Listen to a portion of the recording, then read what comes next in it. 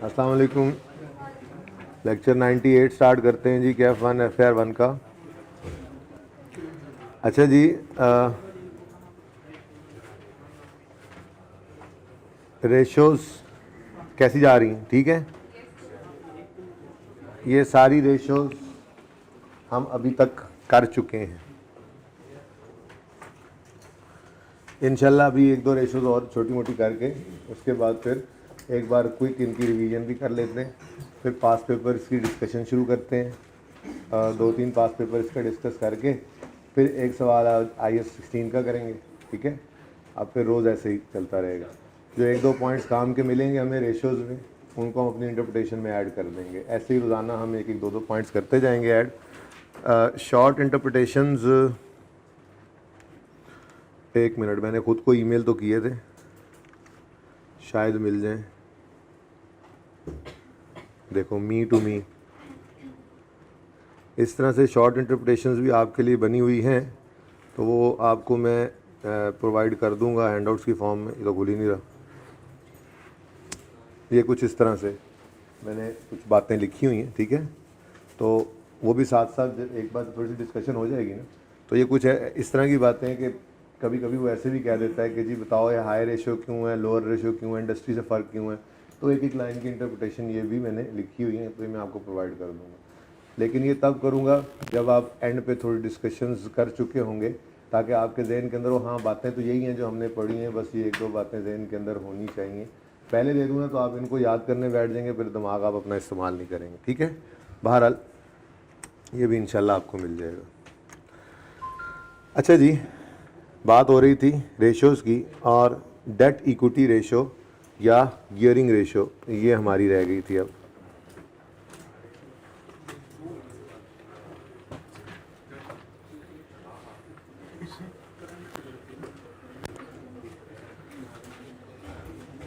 रागल, ठीक है, किसको? अच्छा जी, नंबर 14 आज हम रेशो पढ़ रहे हैं, डेट इक्विटी रेशो।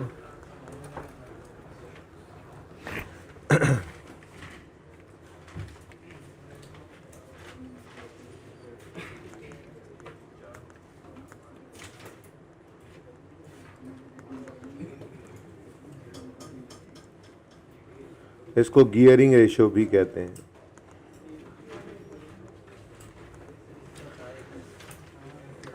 दो तरीके हैं इसको कैलकुलेट करने के, लेकिन हम फ़िलहाल एक तरीका कर लेते हैं ताकि वो पक्का हो जाए। उसके बाद फिर जो ज़्यादा आसान, ज़्यादा लॉजिकल भी है। ठीक है। फॉर्मूला इसका है जी, डेट ओवर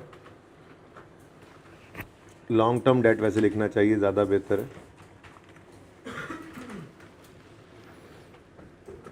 चलो डेट ही काफ़ी है, debt means long term debt, अभी पता लग जाएगा। Debt over equity plus date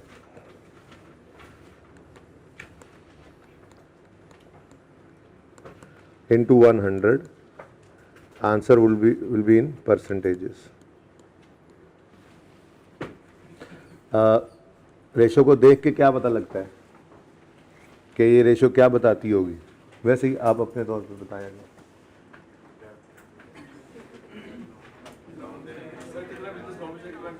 जी बिल्कुल, कितना बिजनेस लोन पे चल रहा है, कितना ओनर्स इक्विटी पे चल रहा है, या यूं कहा जाए कि कितना बिजनेस अपने पैरों पे खड़ा है, कितना बैसाखियों पे खड़ा है। इक्विटी, शेयर कैपिटल, ओनर्स का पैसा, ये अपना पैसा है ना, ये बिजनेस जिनका है उनका पैसा है, कैपिटल इक्विटी। ठीक है। और डेट, ये लोगों का पैसा है, बैंकों का पैसा है। ठीक है। तो बिजनेस जो कैपिटल एम्प्लॉयड है बिजनेस के अंदर, यानी कि शेयर कैपिटल हमेशा के लिए पड़ा हुआ पैसा, और लॉन्ग टर्म डेट्स जो बिजनेस में कैपिटल एम्प्लॉयड है। ठीक है। ये किस रेशो में है? बिजनेस कितना अपने पैरों पे खड़ा है, कितना बैसाखियों के ऊपर खड़ा हुआ है। ठीक है। तो ये रेशो में ये बताती है। चलें ज़रा कैलकुलेट करके देखते हैं।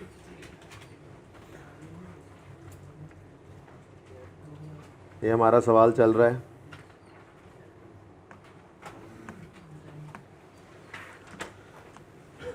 जी,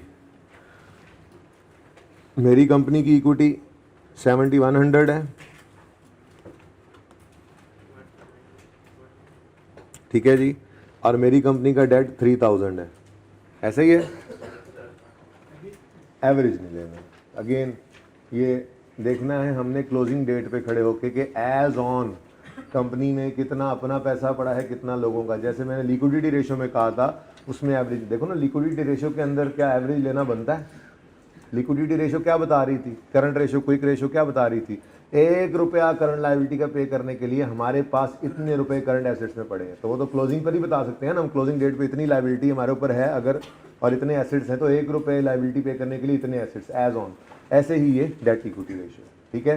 तो 3000 मेरा डेट है, लॉन्ग टर्म डेट, और 7100 मेरी इक्विटी है, ठीक है जी। चलें जी, मैं अपनी कंपनी की तरह रेशियो कैलकुलेट करता हूँ। डेट कितना है जी? 3000, और इक्विटी कितनी थी? 70। तो इक्विटी 7100 प्लस डेट 3000, ठीक है जी, मल्टीप्लाइड बाय 100। आंसर इज, हाँ जी, क्या मतलब है जी इसका? मेरी कंपनी कितना दूसरों पर रिलाय कर रही है? जो पैसे बिजनेस में इन्वेस्टेड हैं, ठीक है, उनमें टोटल जो बिजनेस में इन्वेस्टेड पैसे हमारे, मेरे इस बिजनेस के अंदर, मेरी कंपनी के अंदर जो टोटल इन्वेस्टमेंट हुई पड़ी है, उसमें 30% हम दूसरों पर रिलाय कर रहे हैं, ठीक है। अपनी कंपनी चेक करें, 41%।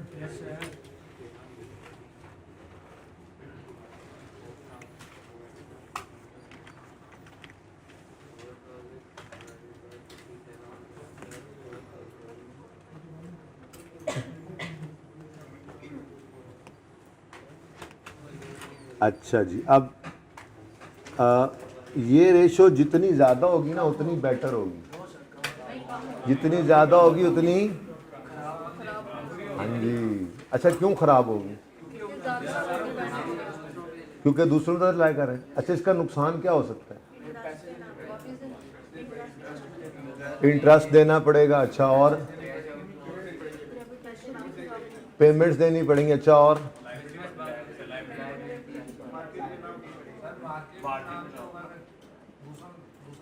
एक बात नहीं बता रहे, कोई भी बच्चा बैंक की तरफ जब जाते हैं ना मजीद लोन लेने, तो वो इस रेशो को देखता है। ये डेट इक्विटी रेशो लेंडर देखते हैं, लॉन्ग टर्म डेट जो देने वाले होते हैं ना वो देखते हैं। आप बैंक के पास लोन लेने जाएंगे ना तो डेट इक्विटी रेशो देखेगा, आपकी गियरिंग रेशो देखेगा, कितने गियर्ड हैं आप, कितना ऑलरेडी आपने लॉन्ग टर्म डेट्स जो है वो ले रखे हैं, ठीक है।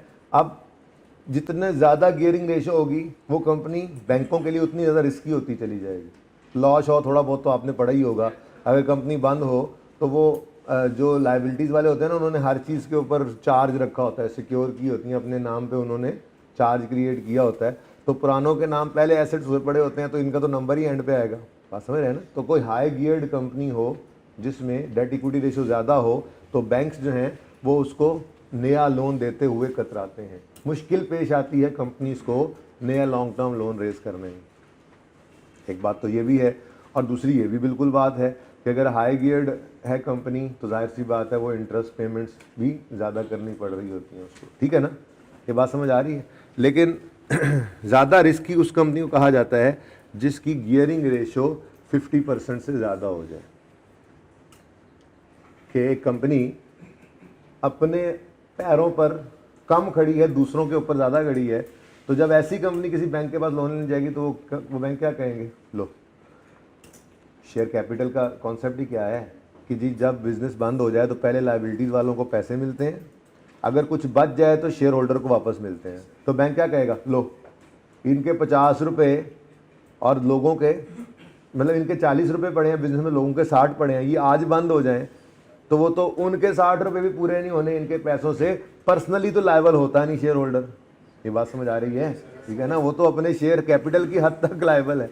तो जिस कंपनी के अंदर हाफ से भी ज़्यादा डेट हो जाए कैपिटल एम्प्लॉयड में, तो रिस्की तो हो गई ना वो कंपनी, कि कल कल बंद हो जाए तो उनके अंदर पैसा इतना पड़ा ही नहीं है कि सारे लोगों के पैसे दिए जा सकें।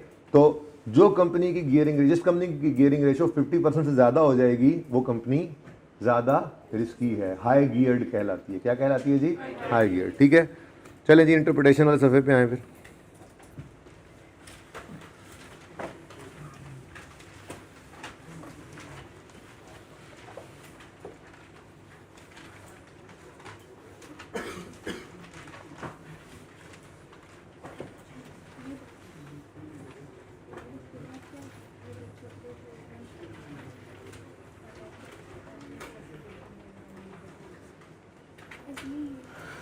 चलो इधर तो कुछ नहीं लिखा हो, लिखें जी।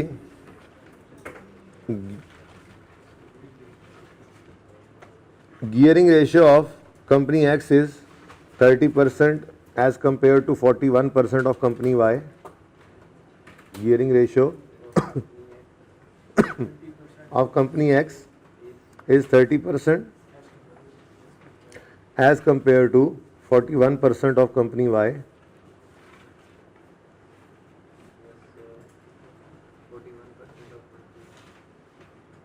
Which means company X is less geared.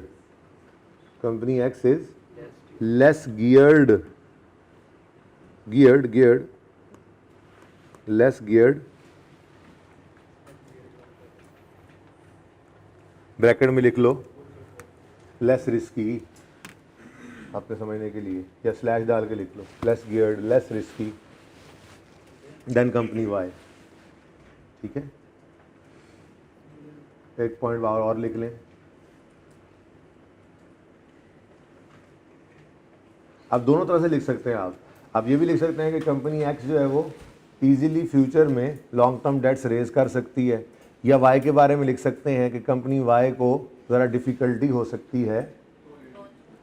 ठीक है, अच्छा इस पॉइंट से भी पहले एक पॉइंट वैसे मेरा दिल में लिख लेना चाहिए था। वो पॉइंट ये होना चाहिए कि gearing ratio of both company is less than 50 which mean both are less geared. ये जरा पॉइंट लिख लें, स्टार्ट में पहला पॉइंट ये लिख लेना चाहिए था। क्या लिखवाया मैंने? गियरिंग रेशियो ऑफ या debt equity ratio of both companies is less than 50 which means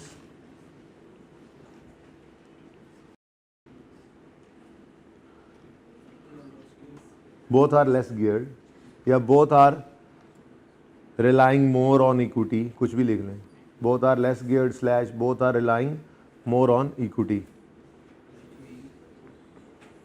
यार एक बार सुना करो ना यार। which means both are less geared, या ये ना पसंद आए जुमला तो ये लिख लो which means both are more relying on equity।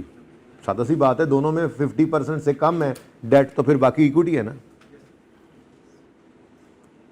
Both are relying more on equity. अच्छा, उसके बाद वो पॉइंट जो मैंने लिखवाया था, मैंने क्या लिखवाया था? Gearing ratio of company X is 30% as compare to 41% of company Y which means company X is less geared than company Y. ठीक है, अच्छा फुल स्टॉप के बाद अब लिखो, क्या लिखना चाहोगे? एक्स को ज़्यादा इजीली लोन मिलना है फ्यूचर में या वाई को मुश्किल होगी, क्या लिखना चाहोगे? वाई को मुश्किल ज़्यादा अच्छा लगता है जुमला, तो वो लिखो कंपनी वाई मे फाइंड, मे मस्ट नहीं कभी भी कहना, मस्ट रेशियो के टॉपिक में नहीं इस्तेमाल करना। आपको क्या पता कोई भी काम करके वो लोन रेज कर भी लें, ठीक है ना, तो मे के साथ। ठीक है, तो लिखे company Y may find it difficult, company Y may find it difficult to raise new loan in future।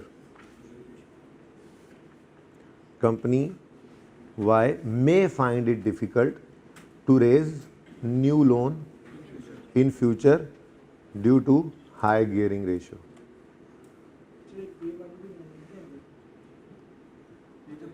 ये काफ़ी फिलहाल, फिर करते हैं इसके ऊपर कुछ और बात करनी है, ठीक है ना।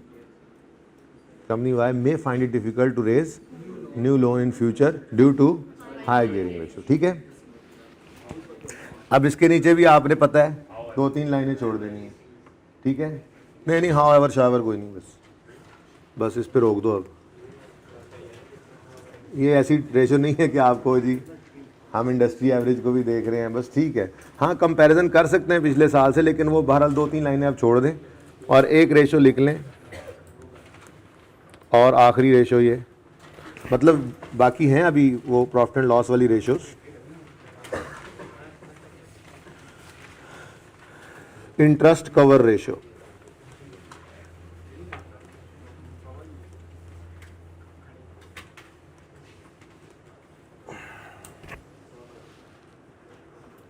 अच्छा एक बात तो बताएं, इंटरेस्ट कवर रेशो का मतलब सुन के क्या आता है मतलब जहन में कि इस कंपनी की अहलियत देखी जाएगी इंटरेस्ट की पेमेंट के लिए, तो कौन देखेगा ये?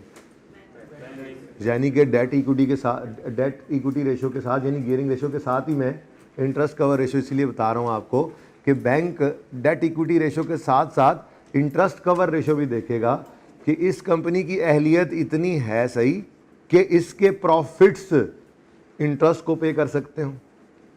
ठीक है, अब अगर इंटरेस्ट कवर देखना है तो प्रॉफिट कौन सा लेना चाहिए? प्रॉफिट आफ्टर टैक्स लेना चाहिए, प्रॉफिट बिफोर टैक्स लेना चाहिए, profit before interest and tax लेना चाहिए?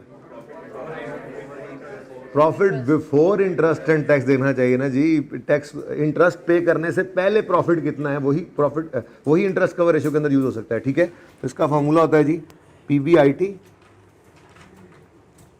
Over interest payable.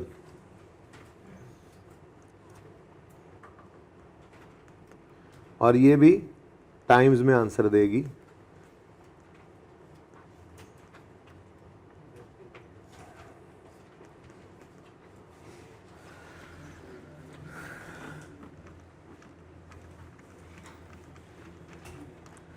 आई कैप ने सिर्फ इतनी सी बात अपनी किताब के अंदर की हुई है, इंटरेस्ट कवर रेशियो पे ना कोई इसकी इंटरप्रिटेशन, ना कोई डिस्कशन, ना अभी तक इसने कभी पूछा है।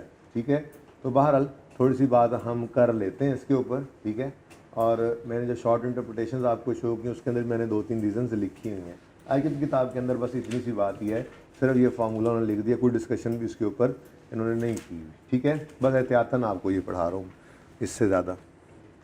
जी ज़रा पीबीआईटी बताएं कितना था? 1210 था। कैसे निकला था 1210?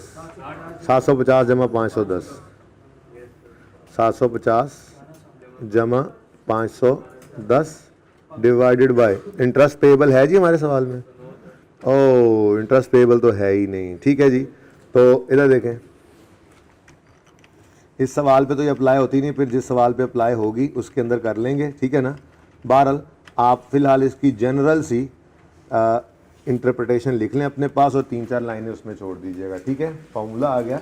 अभी फ़िलहाल तो मेरे इस सवाल के ऊपर ये अप्लाई नहीं हो सकती, तो इंटरप्रिटेशन में लिख लें, बस ये लिख लेना ये बताती क्या है, फिर उसके बाद जब रेशो यूज़ होगी तो उस हिसाब से यूज़ कर लेंगे। देखें, दिस रेशो टेल्स, वैसे मेरे ख्याल में तो आप खुद भी बता सकते हैं। वैसे करंट रेशो भी तो ऐसे ही थी, current assets over current liability, to pay ₹1 current liability, company has इतने रुपए ऑफ करंट एसेट्स, तो ये भी वैसी रेशो बन रही है ना। To pay ₹1 of interest payable, company has इतने रुपए ऑफ प्रॉफिट बिफोर इंटरेस्ट, यही लिखना है ना, तो लिख लो बस ये, फिर रेशो जब आएगी तो देखें। ठीक है, लिखो this ratio tells us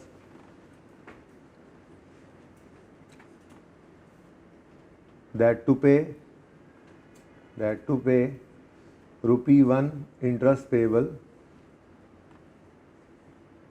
company has how much of profit before interest and tax available. This issue tells us that to pay ₹1 interest payable, to pay ₹1 of interest payable, company has how much PBIT available. वो जब ratio आएगी तो फिर उस हिसाब से लिख लेंगे। ठीक है ना, सही है। तो 1-2 लाइनें इसके नीचे छोड़ दो आप, कुछ एडिशनली लिखना पड़े तो। ठीक है जी, अच्छा जी, अब 3 अदद रेशोज़ और हैं, वो आसान वाली रेशोज़ जो मैंने क्वेश्चन नंबर 2 में आपको कहा था होमवर्क में आपने करके आनी है। वो कौन कौन सी थी? एक है जी ग्रॉस प्रॉफिट ओवर, इसको जीपी रेशो भी कहते हैं। ये तीनों रेशोज जो है ना जी, ये नेट सेल्स के साथ ही हैं। यानी जीपी रेशो का मतलब क्या होगा? Gross profit over net sales into 100,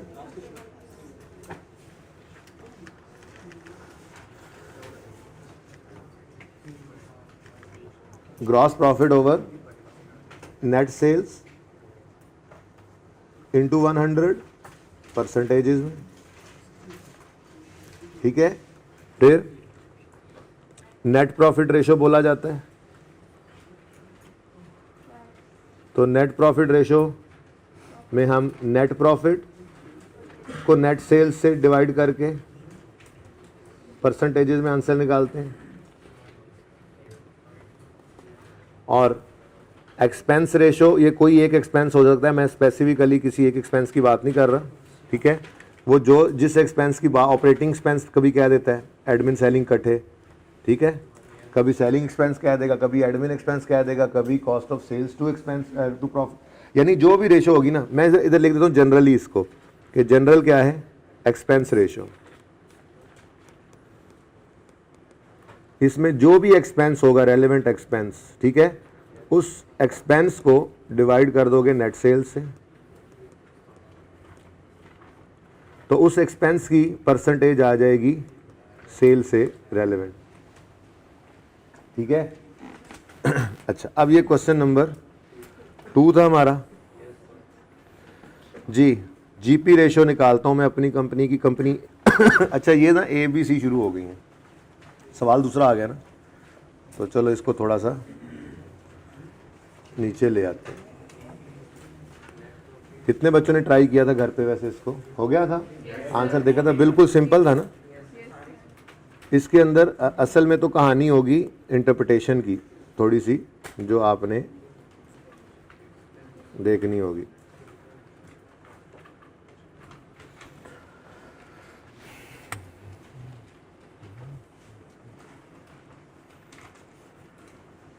क्या कंपनी एक्स और कंपनी वाई था ना, ये कंपनी ए और कंपनी बी हो जाएगा।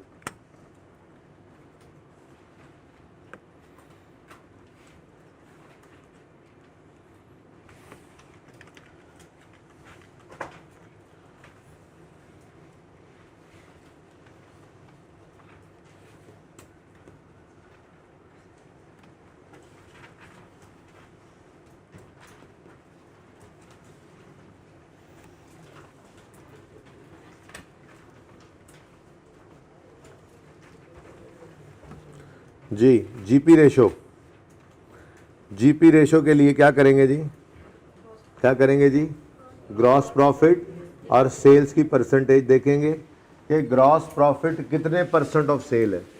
सादा सी बात है ना यार, कि आप परसेंटेज में इस परसेंटेज में इंटरेस्टेड होगे ना, कि आप जब भी कोई 100 रुपये का आइटम बेचें तो आपके जहन में होना चाहिए, ले भाई 40 रुपये ग्रॉस प्रॉफिट आ गया, ये 40% नज़र आ रही है ना, ठीक है। और नेट प्रॉफिट देखेंगे, ठीक है ना, तो वो परसेंटेजेस के अंदर हम इंटरेस्टेड होते हैं। अब एक यूनिट तो बेच नहीं रहे होते, कई मिलियंस में बिलियंस में सेल्स हो रही होती हैं, तो हम जीपी रेशो में इंटरेस्टेड होते हैं। हम ये देखना चाह रहे होते हैं कि जो हमने सेल किया इसमें हमने कितना ग्रॉस प्रॉफिट कमाया, ठीक है ना। अच्छा, तो जीपी रेशो कितना था जी मेरा, ग्रॉस प्रॉफिट 400 और नेट सेल्स, अच्छा 400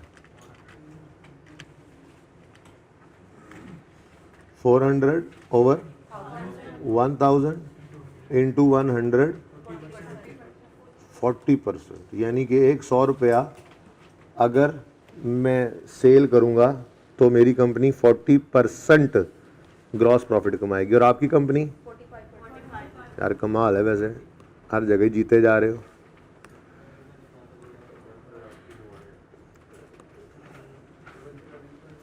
अच्छा जी, अब इंटरप्रिटेशन वाला पेज ओपन कर लें, हेडिंग बनाएं जीपी रेशो, पहला जुमला तो लिख ही लेना ताकि आपको पता हो कि ये बताती क्या है रेशो। ज़्यादा तो नहीं हो गया इंटरप्रिटेशन वाले से, फिर कोई नहीं, रेशोज भी तो ख़त्म हो गई हैं। बस इन 3 रेशोज के बाद एक ratio price earning ratio EPS वाली, उसके लिए जगह छोड़ देना, वो फिर किसी वक्त में देख लेते हैं, कल या परसों में, ठीक है ना। रेशोज ख़त्म है, लेकिन आसान लगा, पर मैं अभी भी इसमें ना बस जो दो लाइनें छुड़वाई हैं, बस इसमें 1-2 पॉइंट्स और लिखवाऊंगा, और नई कहानियाँ लिखनी, बस ठीक है। डिस्कशन कर लेंगे, हर पास पेपर को डिस्कस कर लेंगे, हर चीज़, हर प्रॉस एंड हर कौन देख लेंगे, पता होगा आपको, का नॉलेज होगा आपको, लेकिन उसको आपने थोड़ा रोक के रखना है, ठीक है, उसको बर्स्ट नहीं करने देना, ठीक है, वरना वो पेपर के ऊपर असरात पड़ जाते हैं, ठीक है ना। तो लिखना शुरू करें। Company A is earning ₹40 GP per 300 of sale. Company A is earning ₹40 RS40 GP, gross profit पर्चे में लिख लेना ना, अभी GP लिखो, ₹40 GP per ₹100 of sales as compared to ₹45 earned by company B as compared to ₹45 earned by company B, which means company B is better. That's therefore जो भी लिखना है, therefore company भाई profitability ratio है ना, therefore company B is better. अच्छा, अब इसके ये ज़्यादा इंपॉर्टेंट रेशियोज इसलिए हैं कि आसान बहुत हैं लेकिन इनका यूज़ बहुत ज़बरदस्त है, ठीक है ना। तो इसके नीचे कम से कम 3 लाइंस छोड़ दीजिएगा। मैं आपको वैसे ज़बानी वजह बता रहा हूँ। कभी ऐसा होता है वो कहेगा ये जीपी रेशियो है और इंडस्ट्री की जीपी रेशियो है या दूसरी कंपनी की जीपी रेशियो है, ज़रा रीज़न बताओ ये क्यों कम है दूसरे से या क्यों ज़्यादा है दूसरे से। तो इसके पीछे ना 2-3 रीज़न्स होती हैं, अभी नहीं लिखना, ठीक है। अभी डिस्कशन चूँकि चलनी है हमारी पास पेपर्स की और शॉर्ट इंटरप्रेशन में भी ये बात लिखी हुई है, लेकिन 3-4 लाइनें छोड़ दें। मैं ज़बानी वैसे आपसे डिस्कस कर रहा हूँ। देखें, कभी कभार ना हमें सेल इंक्रीज करने के लिए सेलिंग प्राइसेस को कम करना पड़ता है। अब सेलिंग प्राइस कम होगी, सेल्स इंक्रीज करने के लिए, क्वांटिटी इंक्रीज करने के लिए सेलिंग प्राइस कम करेंगे तो कॉस्ट ऑफ सेल तो उतनी ही रहती है तकरीबन, तो जीपी रेशियो डाउन जा सकती है, एक रीज़न हो सकती है। अब ये ना हम मे के साथ किया करते हैं सारी बातें। जब 2 रेशियोज के अंदर डिफरेंस आ गया, हमें क्या पता उन्होंने सेलिंग प्राइस कम की थी या नहीं की थी, सवाल तो खामोश है। हम पे यूँ कहेंगे कि selling price company A may have decreased, may के साथ, ठीक है ना, may have decrease selling prices to increase sales. बात समझ रहे हो सकती है ना एक अच्छा, एक और रीज़न भी हो सकती है, मिसाल के तौर पे कि जी कंपनी बी जो है ना वो पुरानी है इस बिज़नेस में, ठीक है, और उनके जो है वो बहुत अरसे से जी कोई चल रहे हैं और प्रोडक्शन लेवल्स हाई हो गए हैं। तो इकोनॉमीज़ ऑफ स्केल का एक कॉन्सेप्ट होता है, आपको पता है, इकोनॉमी ऑफ स्केल इकोनॉमिक्स में पढ़ा होगा आपने, ठीक है ना, कि आप जब हायर लेवल पे प्रोडक्शन करते हैं तो आपको इकोनॉमीज़ ऑफ स्केल मिल रहा होता है, ठीक है ना। आप एक फैक्ट्री लगा के 10,000 यूनिट्स बना रहे हैं, दूसरा भी नया आया है, उससे तो बनी ने 10,000, वो फैक्ट्री का खर्चा उसका उतना ही हो गया, लेकिन वो भी 5,000 यूनिट बना रहे हैं, ठीक है। आपके खर्चे उतने ही हैं, उतने ही बंदे रखे हुए हैं, उतनी ही वही फैक्ट्री लगी हुई है, सेम कैपेसिटी की, सेम बिजली, सब कुछ सेम चल रहा है, लेकिन आप प्रोडक्शन ज़्यादा कर पा रहे हैं, या आपको रॉ मटेरियल सस्ता मिल रहा है, ये भी इकोनॉमी ऑफ स्केल की वजह से हो सकता है, या आपकी लोकेशन ऐसी है कि आप जिस जगह पे बैठे हुए हैं वहाँ से आपको रॉ मटेरियल करीब से मिलता है और ये बेचारे दूर बैठे हैं, इनको दूर से मिलता है, इनको कैरेज ज़्यादा पड़ जाता है। हंड्रेड्स ऑफ रीजन हो सकते हैं ना, ठीक है। अभी मैं लिखवाने का भी ज़बानी बोल रहा हूँ। तो जीपी रेशो का इसका ज़्यादा होना और उसका कम होना ये एक रीज़न हो सकती है कि इनको रॉ मटेरियल सस्ता मिल रहा हो या ये इकोनॉमीज ऑफ स्केल अचीव कर गए हों और वो ना कर सके हों। लेकिन अगेन ये बात हम लिखेंगे मे के साथ, company B may have achieved economies of scale या it may have access to cheaper raw material available as compare to A, ठीक है ना, बात समझ रहे हो। तो मे के साथ, लेकिन ये 2 रीजन ही हो सकती हैं। जीपी रेशो बताते हुए ना जहन के अंदर ये जीपी से ऊपर वाली बातें रखनी है। तो जीपी से ऊपर क्या होता है, सेल और कॉस्ट ऑफ सेल। तो सेल प्राइस का बढ़ना या सेल प्राइस का कम होना, ये रीजन हो सकते हैं जीपी के चेंज होने की। कॉस्ट ऑफ सेल का बढ़ना या कॉस्ट ऑफ सेल का कम होना, ये वजह हो सकती है जीपी रेशो के चेंज होने की, ठीक है। अब सेल प्राइस बढ़ाई जाती है सेल रेवेन्यू बढ़ाने के लिए, क्वांटिटी कम हो सकती है, डिमांड सप्लाई। सेल प्राइस कम की जाती है सेल्स की क्वांटिटी बढ़ाने के लिए, ठीक है। तो दोनों सूरतों के अंदर जीपी पे इम्पैक्ट पड़ सकता है। कॉस्ट ऑफ सेल का बढ़ने का या कम होने का क्या रीज़न हो सकता है, मैंने आपको बता दिया, इकोनॉमी ऑफ स्केल भी हो सकता है, रॉ मटेरियल का चीपर अवेलेबल होना ये भी हो सकता है, ठीक है ना। तो इस तरह की रीज़न हम लिख लेंगे 1-2, फिलहाल ज़बानी बता दी। पहली लाइन में सिर्फ मैंने ये बता दिया कि ये रेशो बताती क्या है कि 100 रुपये सेल करने पर कितना जीपी कमाती है कंपनी, ठीक है। तो 2-3 लाइनें बस आपने छोड़ देनी है और अगली रेशो पे है। Net profit over cell ratio है जी। नेट प्रॉफिट मेरी कंपनी का 75 है, ओए होए होए होए, इत्थे मैं मार खा जानी तुहाडे कोलों जी। नेट प्रॉफिट कितना है, 75, और नेट सेल्स वो तो 1000 ही है जी, 7.5%, यानी मैं अगर 100 रुपये की सेल करूं तो उसमें 7.5 रुपये मेरा नेट प्रॉफिट होता है। ठीक है, आप लोग अगर करें तो हो आप तो कमाल कर रहे हैं भाई जी। इधर इन्वेस्टमेंट करनी है ना, कंपनी एक्स बल्कि ये तो कंपनी बी शुरू हो गई है। खैर असल में ना वो सवाल इसलिए बदलना पड़ा कि उधर कुछ रेशो समझाने के लिए आपने देखा था प्रॉफिट एंड लॉस अकाउंट बिल्कुल सेम रखा गया था, तो वहाँ पे ये वाली रेशो तो फिर निकल नहीं सकती थी। GP ratio same net profit ratio same ऐसा तो नहीं हो सकता, ठीक है ना, इसलिए सवाल को बदलना पड़ा।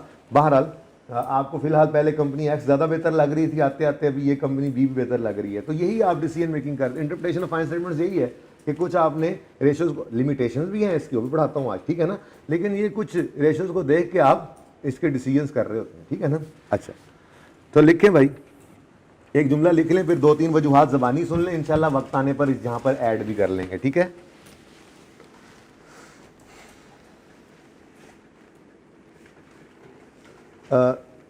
कंपनी ए इज अर्निंग ₹7.5 पर ₹7.5 नेट प्रॉफिट, यूं लिख लें बल्कि ज़्यादा बेहतर जुमला, सुने company A is earning a net profit of, यूं ज़्यादा बेहतर लग रहा है, company A is earning a net profit of ₹7.5 per ₹100 of cell. Company ए, जीगर ने सफाई फाड़ दिया पिछला, है ना, कंपनी ए चौथे सफे पे पहुंच गया। Company A is earning a net profit of ₹7.5 per ₹100 of sale as compared to ₹20.2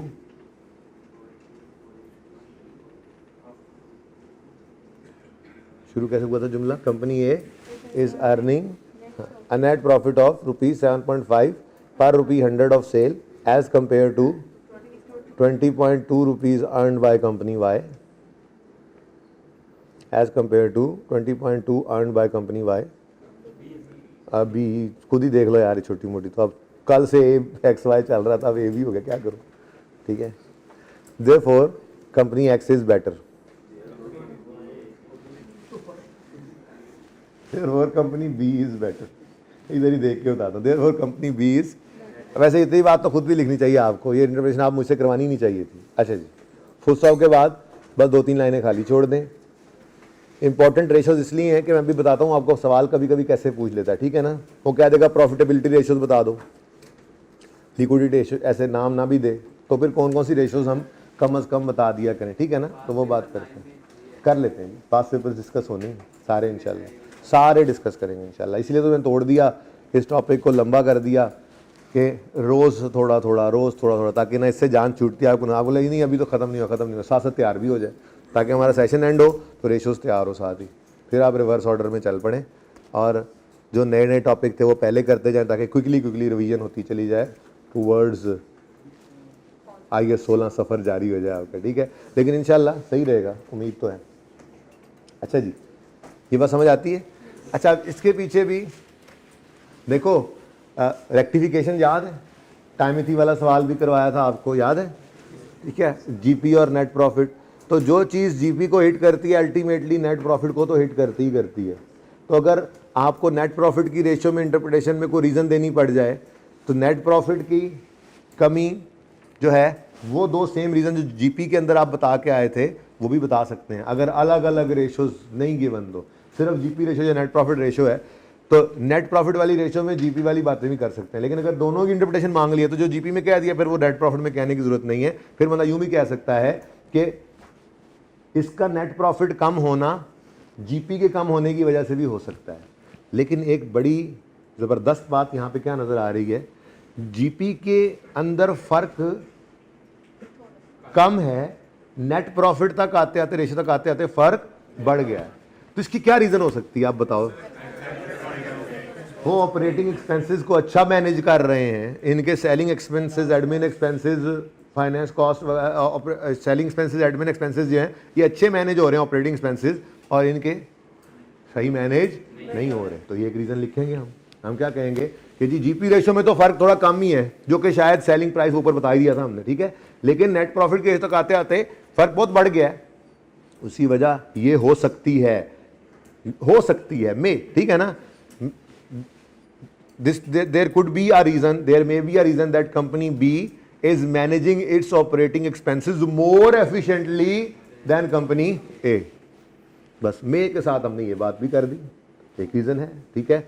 अच्छा, अगर बैलेंस शीट दे देता है आपको जिसके अंदर आपको नजर आता है कि कंपनी ए के, अभी हमारे पास बैलेंस शीट होती है ना कंपनी ए की, ठीक है, कंपनी ए के लोन्स बहुत ज़्यादा हैं जिसको गियरिंग रेशो भी कह रहे थे, कंपनी बी के कम है, ये भी तो एक रीज़न हो सकती है।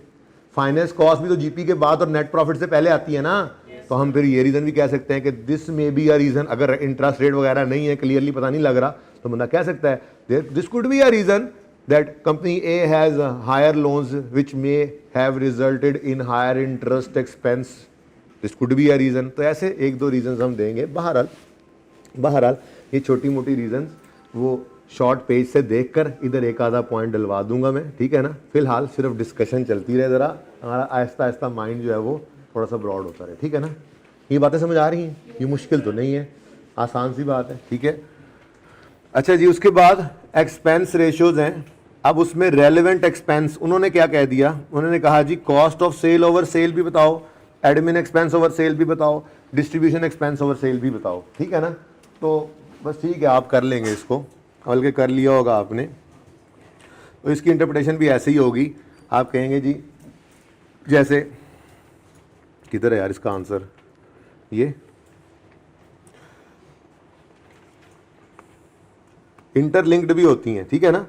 जैसे कॉस्ट ऑफ सेल तो 60-55 ठीक थी, एडमिन एक्सपेंस की रेशो 8% है, इनकी 6.5 है, डिस्ट्रीब्यूशन एक्सपेंस की इनकी 11% है, इनकी 7.5 है। अब जैसे आप 1 बाय 1 कर रहे थे ना ऊपर, बिल्कुल उसी तरह से इसकी इंटरप्रिटेशन कर देंगे। रीजंस तो इंशाल्लाह विल कम आहिस्ता आहिस्ता, ठीक है ना। अब मैं इस डिटेल के अंदर नहीं जा रहा, आप इसी तरह से बोलोगे। क्या कहोगे जी, जैसे cost of sale over net sale ratio आई, तो आप कहोगे company A has incurred ₹60 cost of sale per ₹100 of sale as compared to ₹55 incurred by company B. Company X has incurred ₹8 per ₹100 of sale in respect of admin expenses as compared to 6.5% of company, बोलो ऐसे ही यहाँ पर तो बता सकते हो, एक एक लाइन ही लिखनी है ना। ये घर पे अभी आपने लिखकर तीनों रेशोज को, उसके आगे एक एक लाइन आपने खाली छोड़ देनी। अच्छा, अब एक छोटी सी बात जो है ना वो ज़रा मुझे देखने दें, हज़म जो नहीं हो रही थी। फाइनेंस कॉस्ट देखें ज़रा, फाइनेंस कॉस्ट तो दोनों की सेम ही है ना।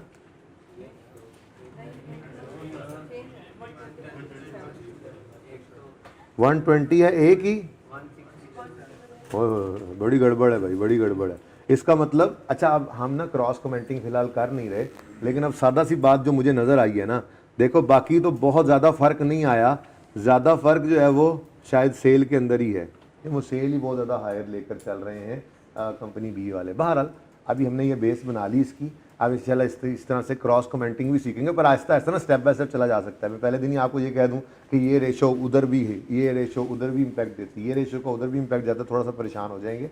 अभी हमने बेसिक रेशोज कर ली, आपने इसके नीचे सिर्फ एक रेशो की जगह छोड़ देनी है अपने, कह उम्मीद है दूसरा सफ़ा भी पूरा नहीं हुआ होगा, थोड़ी सी जगह होगी, एक रेशो की जगह तो होगी, छोटी सी रेशो की जगह।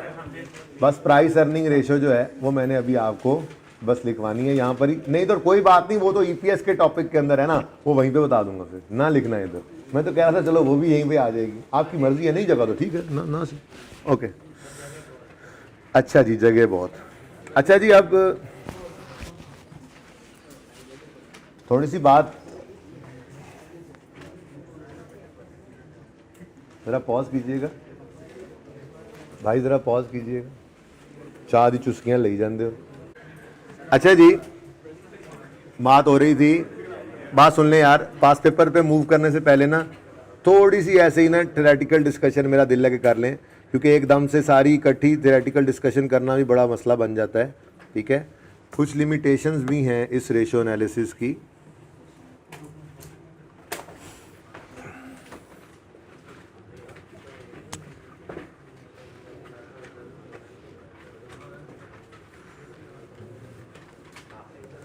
उसके बाद एक दो पास पेपर डिस्कस करके हमने आज वो भी स्पटनिक भी करना है, लिमिटेशंस ऑफ रेशियो एनालिसिस। ये लिमिटेशन यहाँ भी यूज़ हो जाएगा, यही लिमिटेशन फिर ईपीएस के टॉपिक के अंदर भी जो आपने अंग्रेजी पढ़ी होगी ना, उसके अंदर भी ये यूज़ हो जाएगा।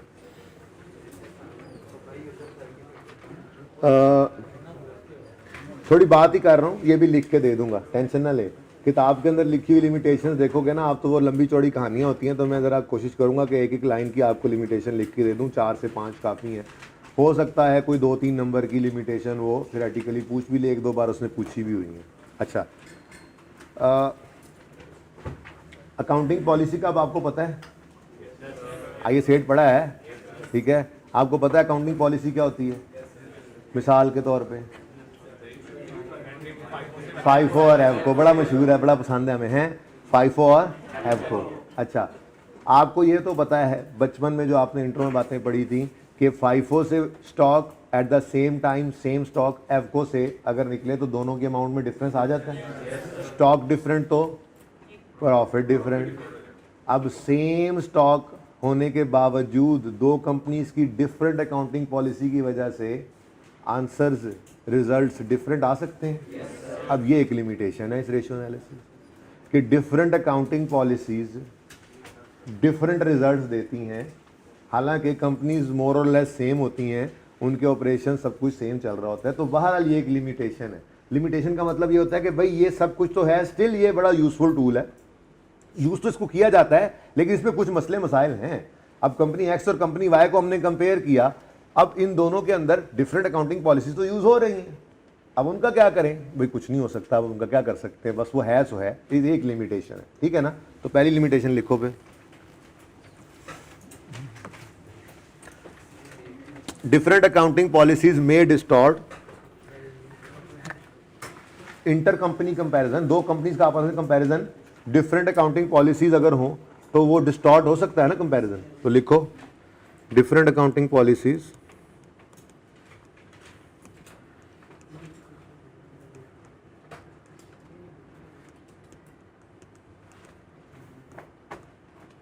में डिस्टॉर्ट, खराब कर देगी इंटर कंपनी कंपैरिजन।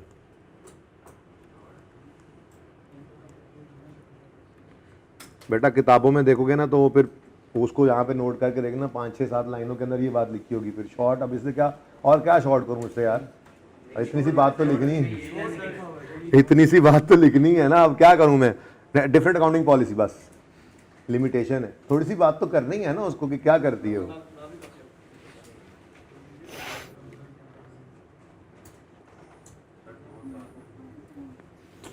इन्फ्लेशन भी तो एक चीज़ है, किसी रेशो के अंदर डिस्कस भी किया था शायद मैंने किसी वक्त में, शायद ईपीएस में या यहाँ पे कहीं ना कहीं मैंने बात ज़रूर की थी कि देखो, हाँ शायद वो थोड़ी सी बात किसी ने क्वेश्चन पूछ लिया था गालिबन, वो भी लिमिटेशंस ही थी गालिबन। हाँ देखो, हमने आज फाइनेंशियल स्टेटमेंट्स बनी हुई हैं, एक्स की भी वाई की भी, हमने कंपैरिजन उसके ऊपर कर लिया, हम डिसीजन मेकिंग उसकी बेस पे करने जा रहे हैं।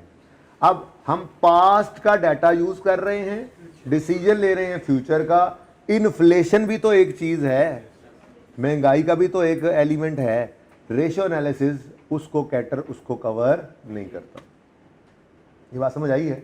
ये एक लिमिटेशन है, बट क्या करें, है ठीक है। यार ये वाली लाइट ऑफ कर दूं, ये सही नजर आ रहा है सबको? आमिर भाई इधर भी सही नजर आ रहा है? चलो चलें फिर लिखें, इन्फ्लेशन में distort comparison over time.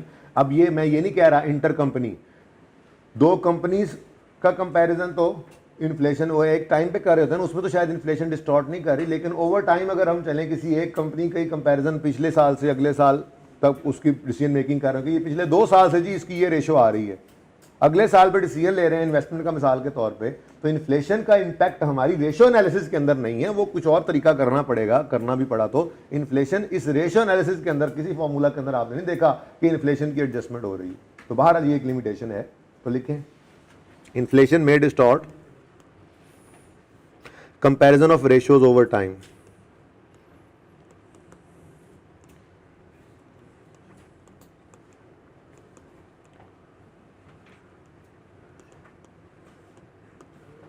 ratios over time.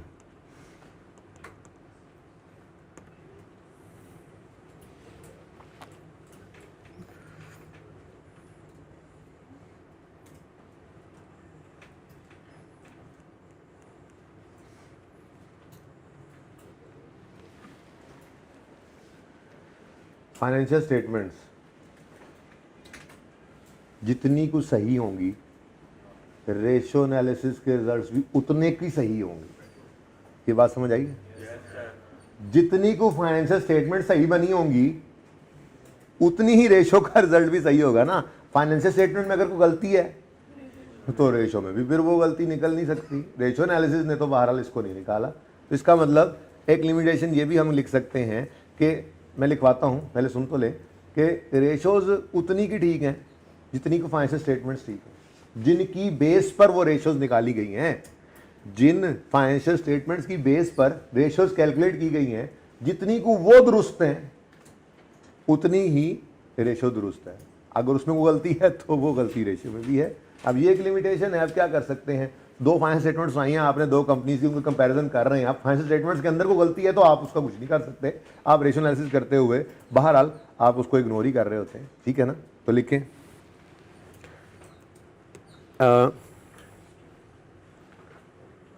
ratios are as good as the financial information on which they are based. The ratios are as good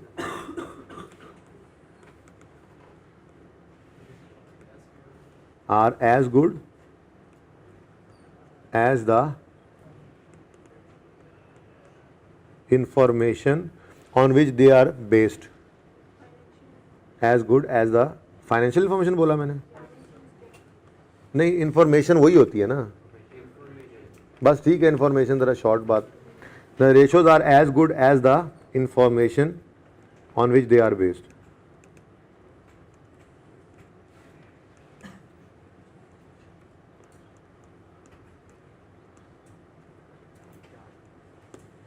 ठीक है,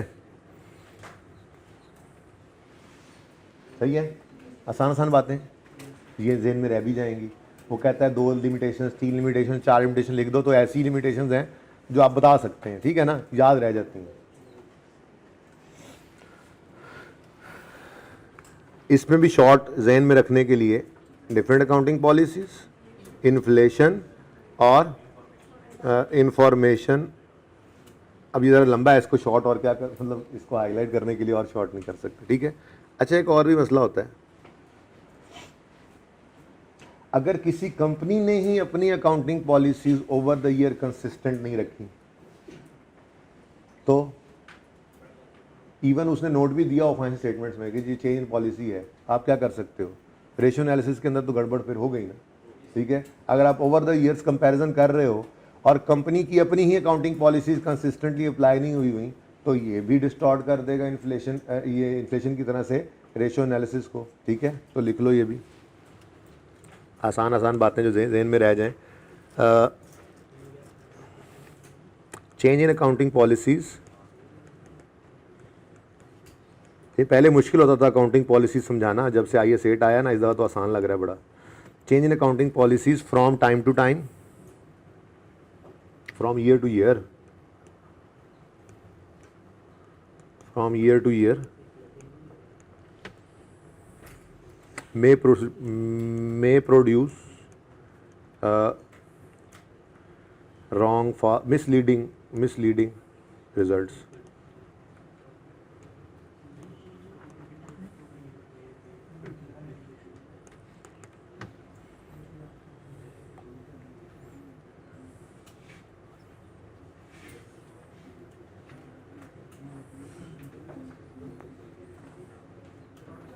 एक और मसला भी हो सकता है, ठीक है इन्फ्लेशन के साथ मिलता जुलता है, लेकिन अगर 5 को पॉइंट्स कह दो ज़बरदस्ती एक पॉइंट और बना रहा हूँ, अब ये अलग से भी इन्फ्लेशन तो बहरहाल है ही है, ठीक है। जो इन्फ्लेशन है वो तो पिछले साल की बेस के ऊपर भी आप कह सकते थे ना पॉइंट, जैसे मिसाल के तौर पे आप कहो जी पिछले साल की निस्बत इस साल परसेंटेज इंक्रीज इन ग्रोथ 10% आया है, percentage increase sorry growth percentage growth in sales 10% आया है। आपकी रेशो एक बता रही है, मैंने याद नहीं रहा, परसेंटेज इंक्रीज इन सेल की रेशो भी करवानी थी, चलो वो भी करवा देता हूँ, अभी याद करवाना मुझे, ठीक है ना। अभी भूल भी जाऊँ तो किसी भी वक्त घर जाने से पहले मुझसे परसेंटेज ग्रोथ इन सेल्स ये रेशो मैंने बतानी है। अच्छा मैं ये कह रहा था कि परसेंटेज ग्रोथ इन सेल जो है वो हम कह रहे हैं जी 10% जी हमारी सेल पिछले साल की निस्बत ग्रो हुई है। किसी ने कान में कहा 10% तो महंगाई भी बढ़ गई है भाईजान, यानी पिछले साल में 10% महंगाई बढ़ी है तो फिर आपकी सेल तो नहीं ना बढ़ी। ये इन्फ्लेशन को इस तरह से ले लो, inflation made distort comparison of ratios over time. बात समझ आई है? वो 10% चीज महंगी हो गई है, आपने क्या ग्रोथ से होगी, पहले भी 10 यूनिट बेचे थे आपने, इस दफा भी 10 यूनिट बेचे हैं आपने, 10% प्राइस सेल में क्यों इंक्रीज आया, वो जी 10% सेलिंग प्राइस बढ़ा दी थी आपने, तो ये तो इन्फ्लेशन हुई है, महंगाई हुई है, ठीक है ना। ये परसेंटेज ग्रोथ इन सेल तो ना हुई ना, तो इन्फ्लेशन का मसला इस तरह से ले लो, और जो अब बात कर रहा हूं ना वो अब फ्यूचर पे ले जाओ। बात समझ आई है? यानी ये पास्ट फ्यूचर दोनों पे चल सकता था, लेकिन अब मैं क्या बात कहने लगा हूं, अब मैं ये कहने लगा हूं कि हमने फाइनेंशियल स्टेटमेंट्स जो यूज़ की वो पुरानी थी, 1 साल 2 साल पुरानी थी, उनकी बेस पे हमने रेशियो एनालिसिस किया और फ्यूचर की डिसीजन मेकिंग करने जा रहे हैं। अब हो सकता है ये जो इन्फॉर्मेशन हमने यूज़ की है ये आउटडेट हो गई, अब फाइनेंशियल स्टेटमेंट्स हैं आउटडेटेड, उसके अंदर चीज़ें पड़ी भी हैं, अगर 2 साल पुरानी भी आप यूज़ कर रहे हो तो बहरहाल इसका इस मसले को रेशियो एनालिसिस कैटर नहीं करता, ठीक है, बस है मसला तो है, ठीक है। तो लिख लो accounting information used to prepare ratios may be out of date. Accounting information, अब ये ना कहना कि ना यूज करें फिर, और भाई ना यूज करें ना लिखें फिर पॉइंट, ठीक है। Accounting information use to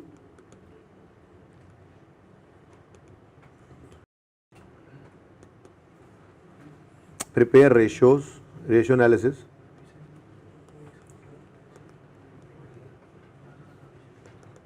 may be outdated.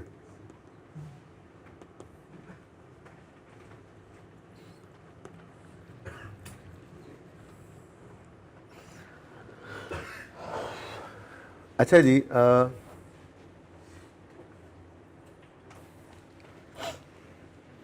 Financial statements में प्रॉफिट बड़े गड़बड़ हो गए, प्रॉफिट गड़बड़ हुए तो हम कह रहे हैं जी कंपनी के तो हालात ही ख़राब हो गए, कंपनी ने प्रॉफिट ही नहीं कमाया, कंपनी ने जो है ना गंद ही किया है साल, पिछले साल की निस्बत इस साल में।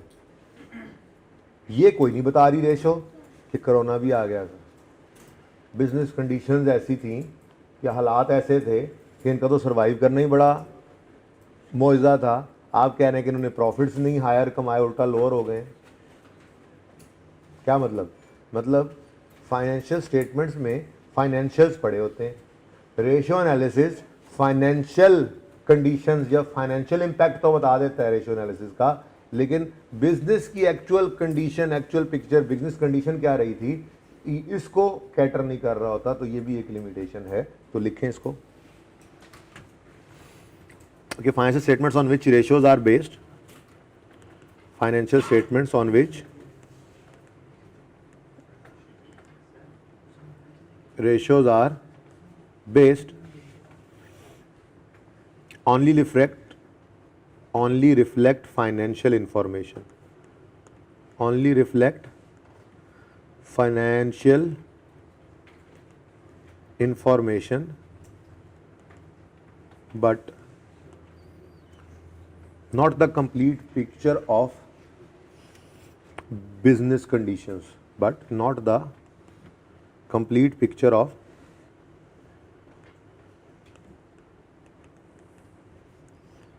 Business conditions. मेरे ख्याल में काफ़ी हैं।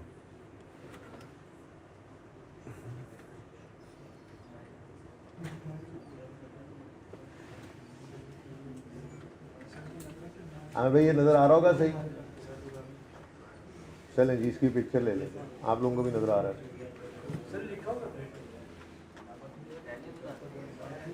लिख लें, लिख लें।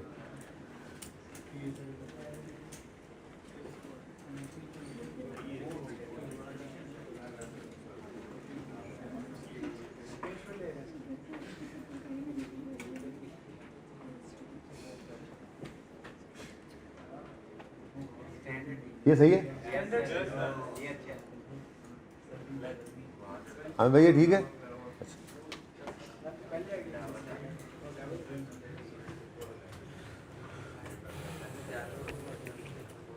ऐसा अब एक चीज़ और भी होती है, रेशो एनालिसिस की इम्पोर्टेंस, लेकिन अब उसकी ना बात कल कर लेंगे। मैं यहाँ पे लिख लेता हूँ ताकि मैं भूलूँ ना, यहाँ पे लिखा पड़ा हो, ठीक है ना। पर्पस या यूज़ ऑफ रेशो एनालिसिस, ठीक है। ये भी वो 1-2 नंबर की बात पूछ सकता है। पर्पस एंड या और इम्पोर्टेंस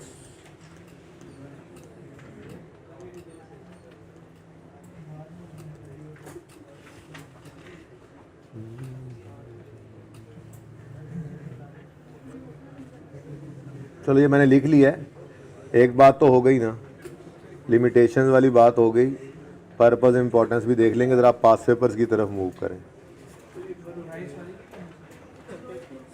क्या करना है?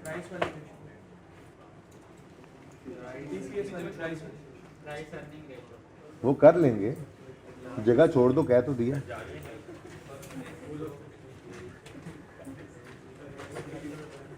कौन जा रहा है?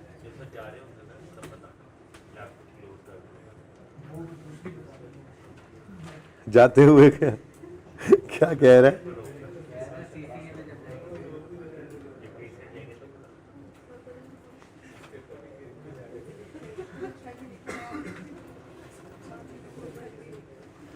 ये था जी आपका होमवर्क, यही था होमवर्क।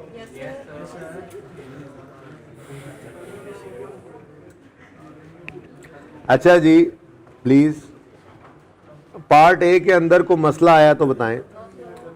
पार्ट ए तो बिल्कुल सिंपल था, सिर्फ कैलकुलेट करने का बोला था उसने, कैश ऑपरेटिंग साइकिल। और कैश ऑपरेटिंग साइकिल का मतलब आपको डेटर डेज, इन्वेंट्री डेज और क्रेडिटर डेज चाहिए होते हैं, ठीक है ना जी।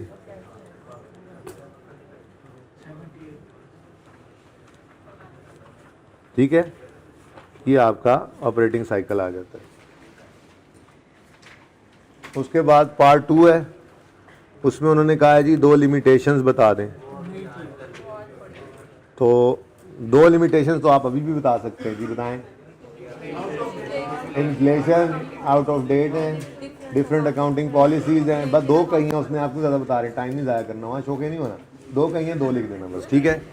ओके,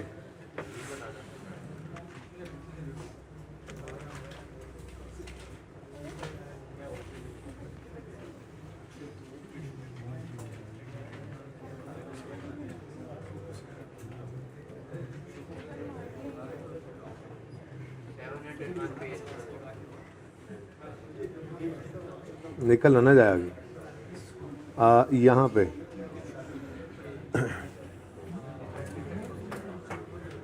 सॉल्यूशन कहाँ पे है इसका? ये क्या कह रहे हैं जी, वो क्या कह रहे हैं देखें, उन्होंने क्या बताया।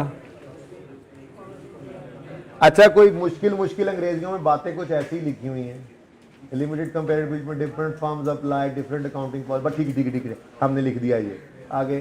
For accounting ratio are based on data drawn from in this case data is incorrect ratio. हाँ, हमने ये बात भी लिख दी। Effect of prior level changes, price level sorry changes, inflation, हाँ ये भी हमने कर ली। क्वांटिटेटिव फैक्टर्स, हमने बिजनेस कंडीशन की बात तो ऑलमोस्ट हमने भी यही बातें की हैं। तो मुश्किल अंग्रेजी, मुश्किल लंबे लंबे जुमलों की बजाय आसान 5-6 जुमले लिख लिए, लेकिन अब उनको याद कर लेना, ये ना हो कि तुमको अच्छा ठीक है वो भी रहने दे। अच्छा जी, क्वेश्चन नंबर 2 मैंने अभी रहने दिया था। असल में ना क्वेश्चन नंबर 2 के अंदर एक छोटा सा मसला है, वो मसला है ये वाली फिगर। ये ना प्रिंटिंग एरर है, इसको सही कर दें। मुझे हर दफ़ा ही भूल जाता है, ये इस दफ़ा नहीं भूलेगा। सही वाला 14 है। ये ज़रा ना आप इस अटैम्प्ट को ज़रा चेक कर लेंगे। ऑटम 16 का पेपर मौजूद होगा, ज़रा चेक कर लीजिएगा वेबसाइट पे, ओरिजिनल सवाल से देख लीजिएगा। ये फिगर सही नहीं है यहाँ पर। क्वेश्चन में ठीक है, कितनी फिगर है ये? क्वेश्चन में क्या लिखा हुआ है यहाँ पे? 14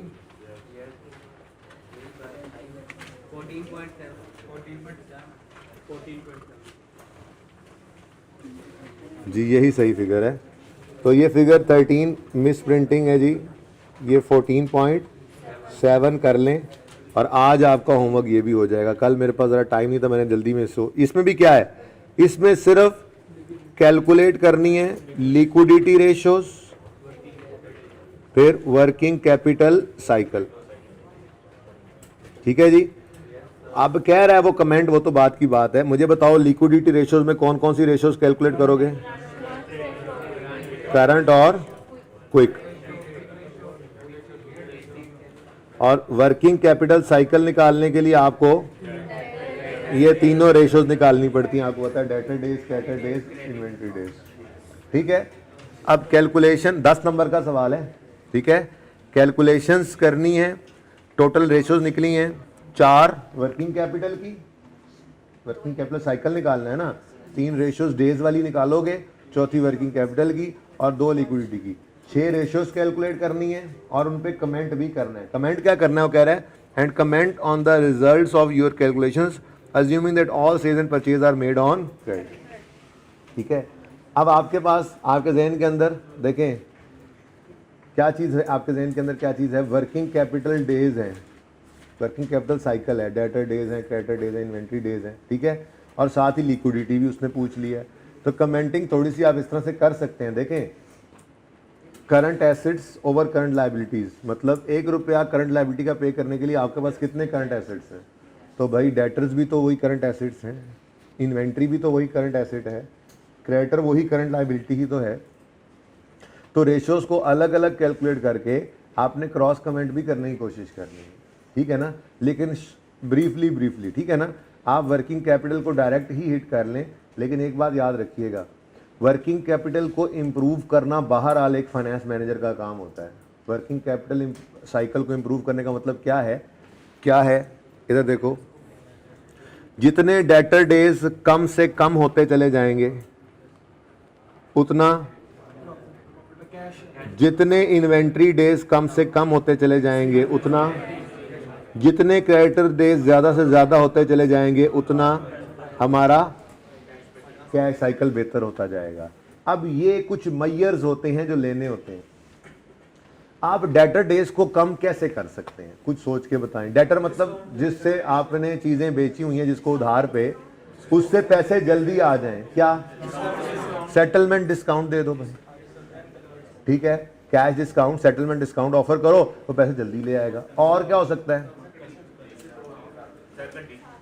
उधार देते हुए चेक कर लो, बंदा ठीक है ना। आपका एक क्रेडिट डिपार्टमेंट होता है ना, क्रेडिट वर्दीनेस चेक करने के लिए, वो डिपार्टमेंट ज़रा स्ट्रॉन्ग करो, ताकि जो बंदा भी उधार पे चीज़ें लेने आए वो ज़रा उसकी क्रेडिट वर्दीनेस को चेक करे, क्रेडिट रेटिंग को चेक करे कि ये बंदा, इसकी क्या आदत है, क्या ये पैसे देने में सुस्त रवि का शिकार रहा है पुराने अरसे में, या ये टाइमली पैसे दे देता है। दूसरा, कहीं ये बैड डेट होने का आदी तो नहीं है। अब ये भी आपने सेल के वक्त ही एक मैयर ले लिया जिससे आप डेटर कलेक्शन पीरियड को ऐसे लोगों को बेच रहे हैं चीज़ें जो ना तो भागने के आदी हैं, ना लेट पेमेंट्स करने के आदी हैं। ये भी एक मैयर है। तो आपने डिस्काउंट ऑफर कर दिया डेटर को, या आपने क्रेडिट वर्दीनेस चेक करने के लिए, भाई तुम क्या लतीफ़ा लिखा हुआ किताब में, ठीक है, आपने क्रेडिट वर्दीनेस बेहतर करनी, क्रेडिट ऐसे बंदों को उधार दे रहे हैं जो टाइमली पैसे देते हैं, बैड डेट भी नहीं होते हैं। ठीक है, और आप डिस्काउंट्स ऑफर कर रहे हैं, इससे बेहतर क्या हो रहा है, आपका डेटर कलेक्शन पीरियड कम होता जा रहा है। ठीक है, एट द सेम टाइम आप क्रेडिटर डेज को बढ़ा सकते हैं। अब ये कैसे बढ़ाएंगे? आप निगोशिएट करने जाते हैं ना टर्म्स, अब ये हमने लिखनी है बातें, ऐसे ही लिखनी है बस कि जी आप जब क्रेडिटर से टर्म्स निगोशिएट करने जाएं तो कोशिश करें कि मैक्सिमम अवेलेबल क्रेडिट मिले आपको। ये नहीं करना कि उसको 30 दिन अगर वो दे तो आप 40-45 दिन उसको जलील कर करके पैसे दे, वो कल को ना खुद पैसे आपको दोबारा उधार में चीज़ बेचेगा ना किसी और को बेचने देगा, कहेगा बंदा नहीं ठीक। जैसे आप किसी की क्रेडिट वर्दीनेस चेक कर रहे हैं ना, ऐसे आपकी भी क्रेडिट वर्दीनेस है। हाँ, टर्म्स डिसाइड करते हुए कोशिश करें उससे मैक्सिमम एक्सटेंडेड क्रेडिट लिमिट्स ले लें। अगर वो लोगों को 15 दिन के उधार पे चीज़ बेचता है, आप उसको मना के बहला के फुसला के 30 दिन पे राजी कर लें आप, ये आपकी कोशिश है। टर्म्स डिसाइड होते हुए आप एक्सटेंडेड क्रेडिट टर्म्स ले लें, ये भी एक तरीका है आपके वर्किंग कैपिटल को इंप्रूव करने की, क्योंकि ये माइनस होने वाली फिगर है। ये जितना बढ़ती जाएगी आपका वर्किंग कैपिटल साइकिल उतना कम होता चला जाएगा। ठीक है, अच्छा अब ना इस बेसिकली ना इधर अगर आप क्वेश्चन नंबर 1 के अंदर वो कह रहा था ब्रीफली एक्सप्लेन भी करें सिग्निफिकेंस, तो इसके अंदर मैंने कल बात बता दी थी आपको कि आपकी जेब से पैसे निकलकर आपकी जेब में वापस आने का वक्त ये कहलाता है कैश ऑपरेटिंग साइकिल या वर्किंग कैपिटल साइकिल। दरअसल ना डीप डाउन जाकर सोचो तो कहानी पता है क्या है, कितने दिन के लिए आपको इन्वेस्टमेंट इन इन्वेंट्रीज करनी पड़ती है। क्या मतलब, आप इन्वेस्टमेंट करते हो रिटर्न आता है, आपने बैंक में 1 साल के लिए पैसे रखवाए, अल्लाह माफ़ करे तो वापस रिटर्न आया, अब 1 साल का अरसा आपको वो पैसे इंटैक्ट रखने पड़े, इन्वेस्टमेंट बैंक में डिपॉजिट में पैसे पड़े रहे। ऐसे ही ये बिजनेस के अंदर होता है, आपने पैसे इन्वेंट्री खरीदने के लिए लगा दिए, अब वो इन्वेंट्री पड़ी है, अब आपकी इन्वेस्टमेंट क्या है, ये चीज़ जो आपने खरीद रखी है, ये इन्वेस्टमेंट इन इन्वेंट्रीज है।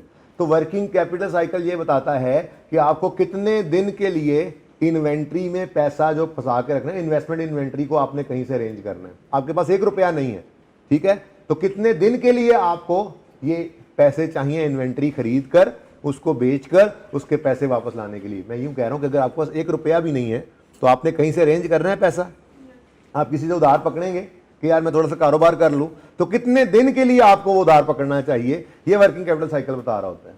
ठीक है ना, ये वर्किंग कैपिटल साइकिल क्या बता रहा है जी, कि कितने दिन के लिए आपको इन्वेस्टमेंट इन इन्वेंट्रीज को फाइनेंस करना पड़ेगा, यानी ये पैसे आपको अरेंज जहां से भी करने हैं वो कितने दिन के लिए करने चाहिए, ये वर्किंग कैपिटल साइकिल बता रहा होता है आपको। ठीक है ना, तो मैंने वर्किंग कैपिटल साइकिल की आपको सिग्निफिकेंस बताई और साथ ही इसको इंप्रूव करने के मेजर्स भी बता दिए। ठीक है, ये बात समझ आती है। अच्छा चलो सेकंड क्वेश्चन, तो अब आप इसी तरह से होमवर्क में कमेंट करोगे, क्रॉस कमेंटिंग के अंदर भी आप बताओगे। अगर लिक्विडिटी रेशो किसी की कम है दूसरे की निस्बत, तो आप कहोगे कि यार ज़रा बढ़ाओ ना, फिर डेटर से पैसे जल्दी रिकवर करो ना, डेटर से एक्सटेंडेड पीरियड, इस तरह की बातें आपने कोशिश करनी है लिखने की, फिर इंशाल्लाह इनको समराइज करते जाएंगे। तो अभी प्रैक्टिस चल रही है। तो क्वेश्चन नंबर 1, बहरहाल क्वेश्चन नंबर 1 के अंदर जो एक्सप्लेन ब्रीफली वाला पॉइंट था, ये मैंने आपके साथ अभी थोड़ी देर पहले डिस्कस किया। ठीक है, ये कुछ बात इस तरह की यहां पर लिखी हुई थी। ओके, इसको पढ़ लीजिएगा। ठीक है, अच्छा जी, क्वेश्चन नंबर 2 अब आपका आज का होमवर्क है। आज क्या दिन है? Homework of Tuesday. डेट क्या है?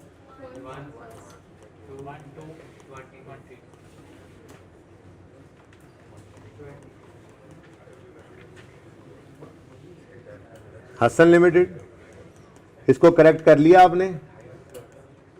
ठीक है, ये 13 को काट के 14 वाले 13 को काट के आपने 14.7 कर लेना है। ठीक है जी,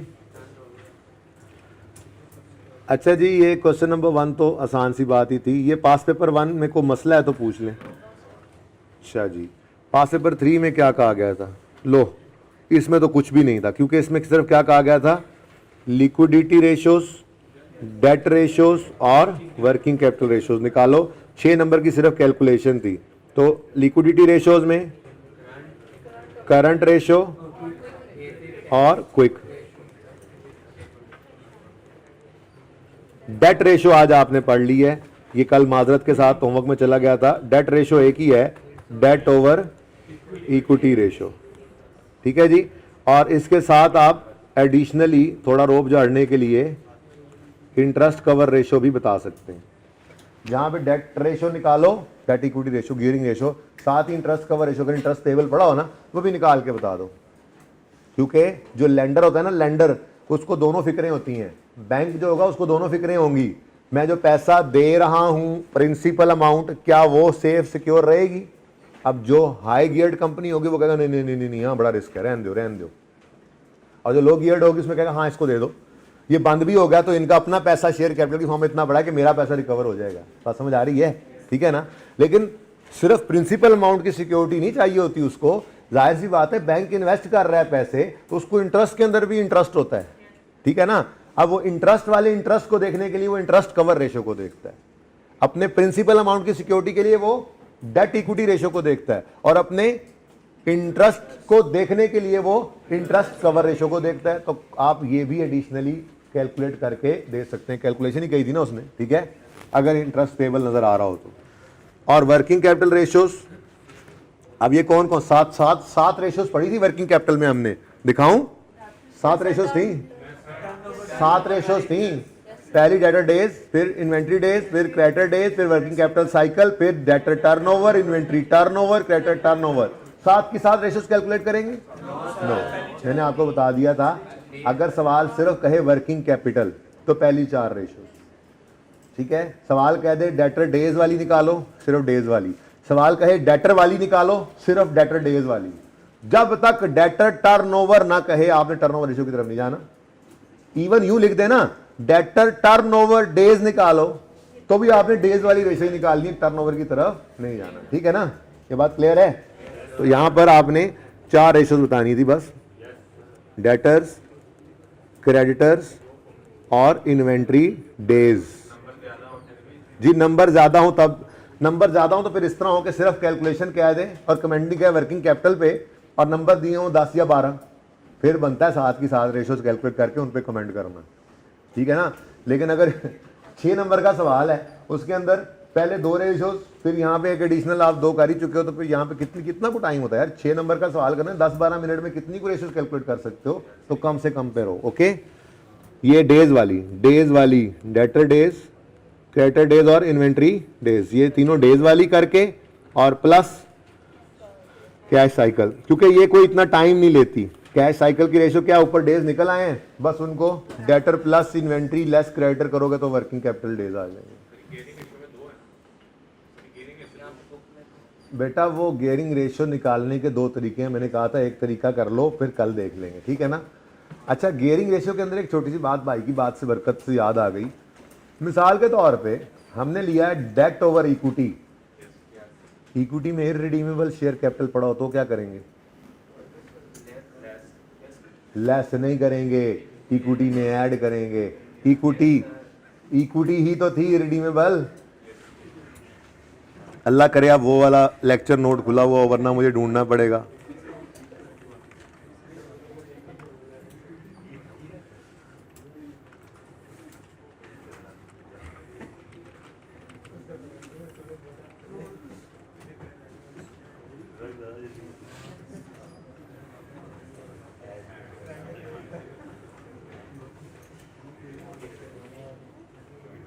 ये कुछ याद आ रहा है? इररिडीमेबल प्रेफरेंस शेयर्स इक्विटी में नजर आते हैं, ठीक है, तो इसका मतलब इक्विटी है। तो अगर सवाल हो रेशियो कैलकुलेट करने का और डेट इक्विटी रेशियो निकालने लगो और आपकी बैलेंस शीट ऐसी हो जिसमें ऑर्डिनरी शेयर्स के साथ इररिडीमेबल प्रेफरेंस शेयर्स भी आ रहे हों, ठीक है, तो आपने 5000 जमा 2500 करके इसको इग्नोर नहीं करना, बल्कि इसको भी ऐड कर देना है। यानी आपने 10,500 टोटल इक्विटी लेनी है। इररिडीमेबल प्रेफरेंस कैपिटल भी, ये ऐसी बात जरा बातों में बात आ गई थी। अच्छा जी, उसके बाद आपको और कौन सा क्वेश्चन दिया था होमवर्क में? 8 और 9। चलो एक तो देख लें, ये कंप्यूट वर्किंग कैपिटल साइकिल, मतलब debtor days, creditor days, inventory days, ये 3 रेशियोज निकालकर फिर इनसे साइकिल निकाल लेना था आपने, ठीक है। अगली बात, एंड लिक्विडिटी रेशियोज, ठीक है जी। अच्छा, ये कैलकुलेशन के सिर्फ 11 नंबर थे, ठीक है। अच्छा, अब 17 और 18 के लिए ये कैलकुलेशन थी, ठीक है। तो 18 में भी एवरेज कर सकते थे, 17 में भी एवरेज, लेकिन एवरेज करना है आपने वर्किंग कैपिटल रेशियोज में।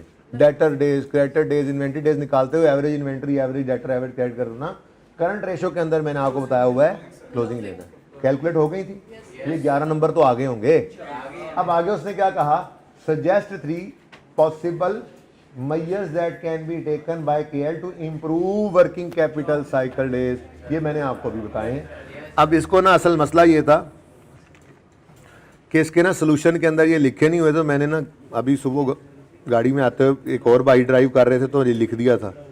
ये आप लिख लें जल्दी से अपने सोल्यूशन में ही जाके। किधर गया यार सोल्यूशन,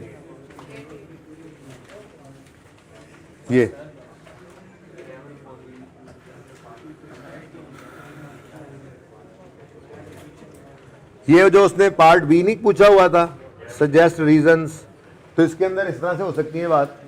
ये तो रेशियोज निकल आई ना सारी, ये सोल्यूशन में नहीं लिखा हुआ था। Negotiating better term with creditors to avail maximum possible credit period, बात समझ में आती है। फिर improvement in debtor collection period by offering cash discount या सेटलमेंट डिस्काउंट, साथ ही गिविंग इंसेंटिव लिख दिया मैंने। और अगली बात, establishing a credit evaluation department to improve debtor collection. उसमें क्या होगा, avoid selling to those which, जरा गाड़ी में बैठ के लिखा माजरत, अवॉइड सेलिंग इसलिए बोल रहा हूँ, avoid selling to those which have history of late payment, avoid selling to those which have history of, ठीक है।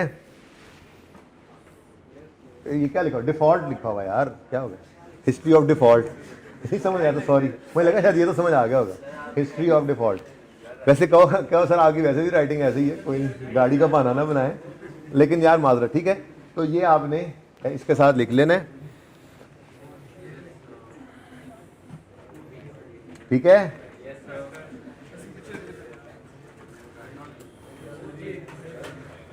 अच्छा चलो ये 9 ना बड़ा जबरदस्त सवाल है, सुन लो, मैं डिस्कस तो करना ही है, लिख लेते मैं दे देता हूँ अभी तस्वीर दे देता हूँ, सुने। अब ये 9 बड़ा जबरदस्त सवाल है, क्योंकि उसने क्या कहा है, एसएल और टीएल की, बेटा प्लीज कोई फजूल बोलेगा मैं क्लास से निकाल दूंगा, सॉरी नहीं बोला तुमने जी, ये आगे वाले ने, इट्स ओके जल्दी बोला मैंने, इट्स ओके बोलना होता है। अच्छा जी सुनो, सवाल क्यों खूबसूरत है, कह रहा है कंप्यूट वो वाली रेशोज, रेलेवेंट रेशोज फॉर एसएलटीएल जो असेस करे कि कौन सी कंपनी ज्यादा इंसेंटिव दे रही है कस्टमर्स को टू पे ऑन टाइम। अब खुद बताओ ये कौन सी रेशो बताएगी, डेटर रेशो, कौन सी, डेटर डेज वाली रेशो बताएगी कि किस कंपनी ने, जिस कंपनी के डेटर डेज कम आएंगे वही ज्यादा इंसेंटिव दे रही है ना कस्टमर्स को कि वो पैसे टाइम पे। कितने बच्चों ने ये सवाल वैसे ट्राई किए थे मैंने जो घर पे दिए, ये पास होने वाले बच्चों के हाथ देख लो भाई, देख लो बेशर्मो। नया सवाल बस पास पेपर 2 है होमवर्क में, सब बच्चे यहां तक के सवाल करके आएंगे, लेकिन मैंने एक सवाल और देना था, उसके अंदर रीजंस कुछ आना शुरू हो, ठीक है। बहरहाल एक सवाल और दूंगा, जिन्होंने नहीं पढ़ा, जिन्होंने नहीं पास करना, अब उनका क्या हो सकता है, ठीक है ना। जिन्होंने कसम उड़ा ली कि ऐसा काम नहीं करना हमने, कहीं खुदा ना खासा पहली बार पास हो गए तो क्या होगा। हम रोज पढ़ें, हम रोज को होमवर्क रोज करें, और अगर हम पास हो गए तो कौन जिम्मेदार, ऐसी बात सोचते हैं जो उनका कुछ नहीं हो सकता, ठीक है ना। जो पढ़ रहे हैं उनकी बात हो रही है। सुनो, Which company seems to avail extended credit terms from its suppliers? देखो अब डिस्कशन वही हैं जो हो गई हैं, अब यही बातें रिपीट होती रहेंगी। आसान है टॉपिक, बस अब जरूरत इस चीज़ की, ये जो हम रोज प्रैक्टिस भी कर रहे होंगे ना, जरूरत इसी चीज़ की है कि कम से कम लिखा जाए। तो काम की 2-4 बातें जहन के अंदर आ जाए ना, तो परिचय बंदा बस वही लिखता है, फिर लंबी कहानियां नहीं लिखता, क्योंकि मसला यही होता है, ठीक है। अब ये वाहिद सवाल इसको थोड़ा सा जस्टिफाई किया जा सकता है कि जी इसने 16 रेशोज कैलकुलेट करवाई हैं और 7 एक लाइन सिर्फ लिखकर काम चल सकता था, ये ज़रा थोड़ा सा कह सकते हैं कि सवाल मुनासिब था।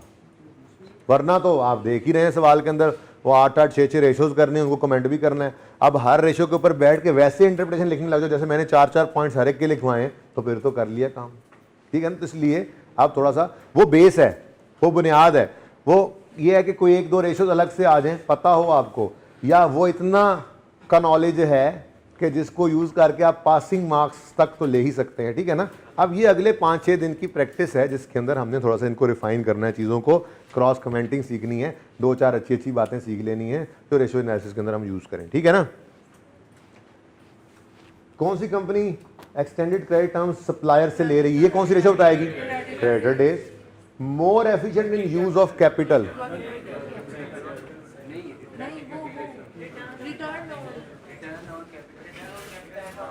ये जो है ना जी भाई, मेरी बात सुने, ये कैपिटल एम्प्लॉयड की बात हुआ करेगी हमेशा, ठीक है ना जी। ये मुझे उस वक्त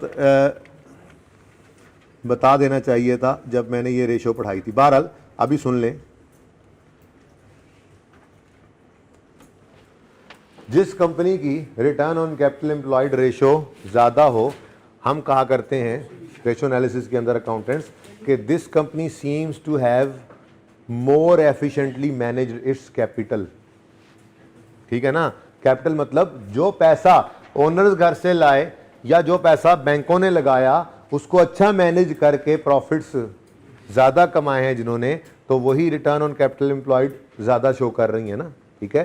तो efficient management of capital means capital employed, broader meaning of capital की बात हो रही होती है, ठीक है। तो अगर कभी वो एफिशिएंट यूज ऑफ कैपिटल की बात करे तो मतलब रिटर्न ऑन कैपिटल एम्प्लॉयड की बात कर रहे होते हैं, ये रेशो निकालनी थी हमने, ठीक है।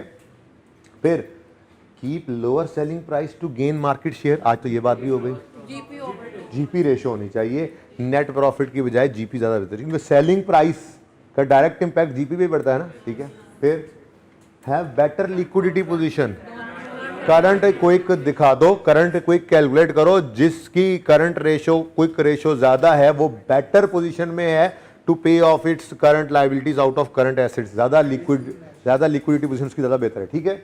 फिर have higher ability to convert its assets into profit, return on assets, ठीक है। उसके बाद ये ए है रिटर्न ऑन एसेट। फिर कंट्रोल ऑपरेटिंग एक्सपेंसेस मोर एफिशिएंटली। अच्छा, अब ऊपर उन्होंने ऑपरेटिंग एक्सपेंस ही इकट्ठे दिए हुए थे। ऑपरेटिंग एक्सपेंस का मतलब क्या होता है? क्या होता है जी? एडमिन एंड सेलिंग, ठीक है। Admin and selling combine name होता है ऑपरेटिंग एक्सपेंसेस। तो जिसकी operating expense to sale ratio कम होगी मतलब उन्होंने अच्छा मैनेज किया इसको, ठीक है। फिर have higher ability to raise bank loan in debt equity ratio, जिसकी लोअर होगी। कोई एक ऑप्शन जो मैंने दो ऑप्शन किताबों में लिखे हुए हैं ना, छोड़ो यार, दोनों ही ऑप्शन है ना, तो एक हो गया ना, और उसी को पक्का रखो, निकाल दो। जिसकी 50% से कम गियरिंग होगी वो लेस गियर्ड है, और फिर आपस में देखेंगे तो जिसकी आपस में दोनों में कम गियर्ड होगी वो ज्यादा इजीली फ्यूचर में लोन्स रेज कर सकते। तो रेशोज निकालनी है और एक एक लाइन लिख कर देते आना है आपने, ठीक हो गया। अच्छा,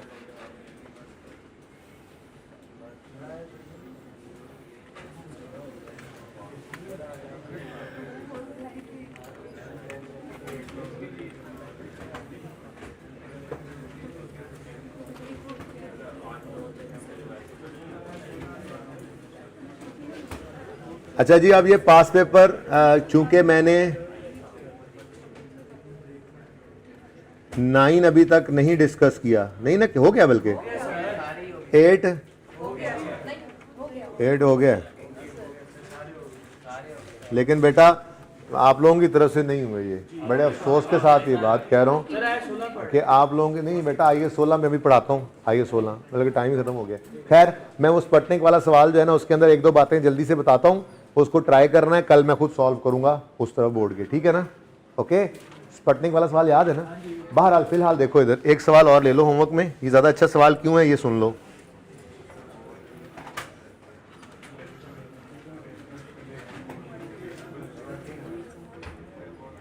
क्या यहाँ बूम लिमिटेड एक सवाल, हाँ, पास पेपर 6 देखो भाई। Boom limited is the manufacturer of sports goods, Afridi की रकम नहीं लग रही, following financial statements for the year ended 31 December have been submitted to CEO. Income statement है, बैलेंस शीट है। अब भाई कहता है although performance of BL has improve from last year, CEO wants to compare the results with other companies operating in sports manufacturing industry. In this respect, following industry data has been gathered. अब वो कह रहा है industry से compare करना है और industry की ये रेशोज उन्होंने आपको सामने दे दी हैं। तो मतलब आपने अपने बिजनेस की ये वाली रेशोज निकालनी है और कंपैरिजन करना है। सिर्फ कंपैरिजन नहीं करना, उन्होंने कहा है पहले तो बीएल की वो कंपैरिजन वाली रेशोज कैलकुलेट करो इंडस्ट्री से जो कंपैरिजन के साथ आपने करनी है। फिर for each ratio give one possible reason for variation from industry. क्या मतलब, आपके सामने आएगी जीपी रेशो, अगर आप कम है तो आप कहेंगे जी हो सकता है इंडस्ट्री में उनको सेलिंग प्राइस उन्होंने ज़्यादा रखी हो या हमने कम रखी हो, कोई एक रीज़न इस तरह से देनी है। तो ये बड़ी इंपॉर्टेंट रीजंस हैं सवाल के सोल्यूशन के अंदर, जो जाहिर सी बात है डिस्कस तो कल करूँगा। अब आप देखते रहें, ठीक है, कि रेशो को कंप्यूट करने के, इसमें तो रेशो कंप्यूट करने के मार्क्स कम हैं और कमेंटिंग के मार्क्स ज़्यादा हैं, ठीक है। अब अपने तरफ से एक रीज़न आपने सोचकर लिखनी है, पूरा सवाल करने के बाद फिर सोल्यूशन में देखना है। सोल्यूशन में उन्होंने हर एक के लिए 3-3, 4-4 रीजंस दी हुई हैं आई के अपने तसल्ली के लिए कि ये लो यार इनमें से कोई एक किसी ने लिख दी तो वो भी सही है, ठीक है, सही है। तो ये एक सवाल मैं ऐड कर रहा हूँ, पास पेपर नंबर 6। नाम क्या है जी? नहीं, बूम बबल नहीं, बूम बूम लिमिटेड।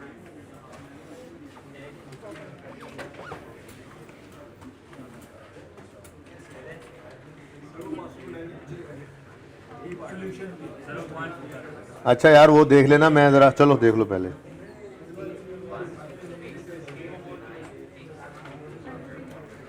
कि तब तक आप लोग ना ओपन कर लें अपना सवाल, तब तक आप ओपन करें वो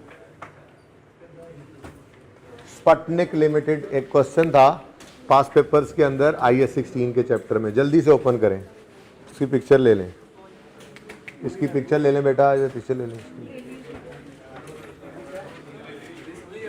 स्टूडेंट। हाँ अभी टाइम नहीं है ना अभी, तो खुद लिख के आना।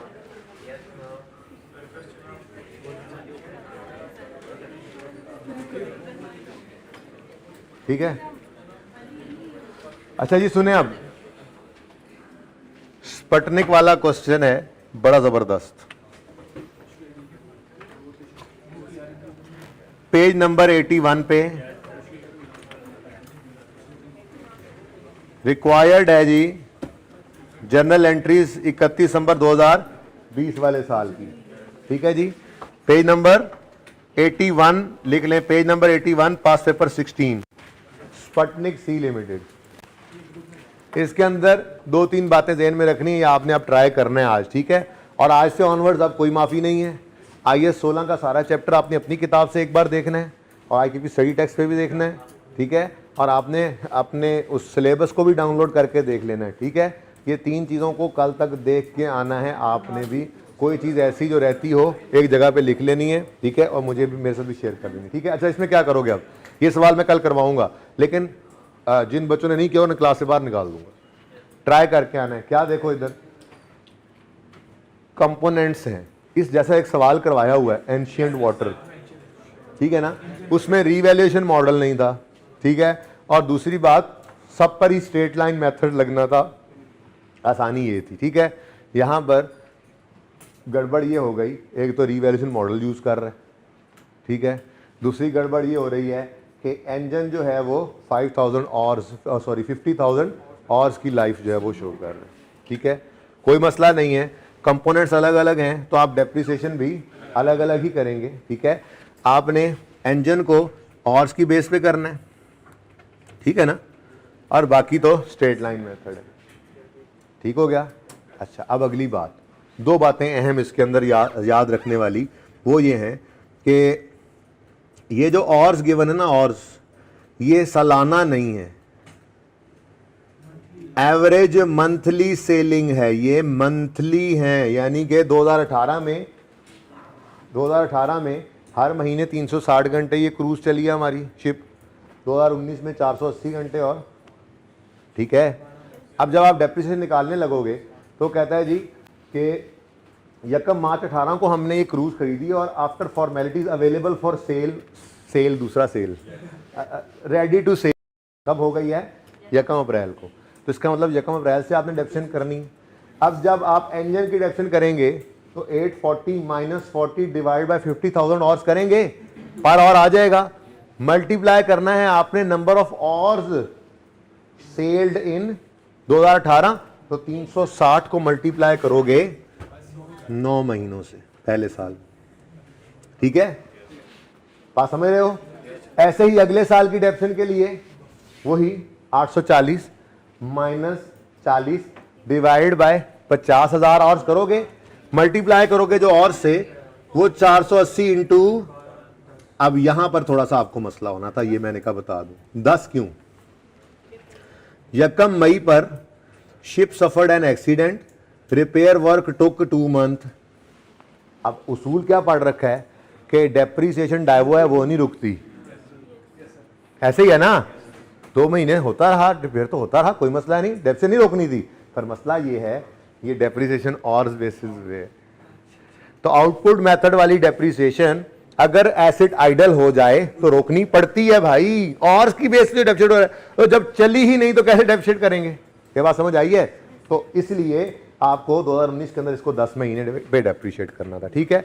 और तीसरी बात जो यहाँ पे मुश्किल होगी वो ये होगी कि यहाँ पर रीवैल्यूड अमाउंट उसने जो दी है वो टोटल पूरी क्रूज की दे दी है, ठीक है।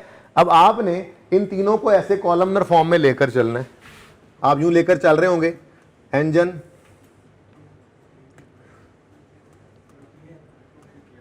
इंजन बॉडी इस तरह चलता आ रहा होगा, बुक वैल्यूज आ रही होंगी, ठीक है।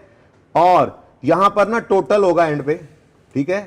ये टोटल की बुक वैल्यू आ रही होगी और टोटल ही रीवैल्यूड अमाउंट आएगी, ठीक है ना। अब जो रीवैल्यूड अमाउंट आएगी तो एक सरप्लस आएगा। अब वो कह रहा है ये कैसे आपने एलोकेट करना है, जो रीवैल्यूएशन से पहले बुक वैल्यू है ना टोटल का परसेंटेज, वही आपने रीवैल्यूएशन की एलोकेशन के लिए यूज कर लेना है, ठीक है ना। ये करने के बाद आपने जनरल एंट्रीज परफॉर्म करनी है। ये सवाल इंशाल्लाह मैं आपको कल करवाऊंगा, ये आपका होमवर्क है। और IAS 16 और IAS 36, बाकी 3 मैं देख लूंगा। ये IAS 16 और IAS 36 इनको आपने मुकम्मल तौर पे देख के आना है, इनमें कोई कमी बेशी है तो बतानी है। बेटा कोई बात नहीं, अभी 16 बोला ना, अभी मैंने कब कहा है कि मैंने ये ख़त्म कर दिया, ठीक है।